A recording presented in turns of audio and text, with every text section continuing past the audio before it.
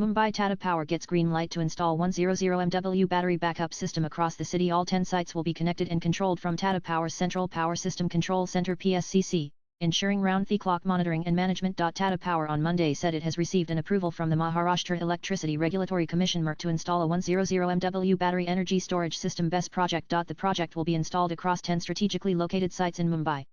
Over the next 2 years, Tata Power said in an exchange filing. Equipped with advanced black start functionality, the BESS will enable a swift recovery of power supply to critical infrastructure, including the metro, hospitals, airport, and data centers, in case of grid disturbances. Additionally, the system will optimize reactive power management, improving peak demand efficiency and strengthening the city's power infrastructure. The entire 100 MW system will be installed across 10 strategically located sites, especially near load centers across Mumbai distribution, centrally monitored and controlled from Tata Power's Power System Control Center PSCC. Future plans include the integration of BESS into the Distributed Energy Resource Management System DERMS to enhance operational efficiency, Tata Power said. Tata Power is a leading integrated power company and owns a diversified portfolio of 15.6 GW. Nan.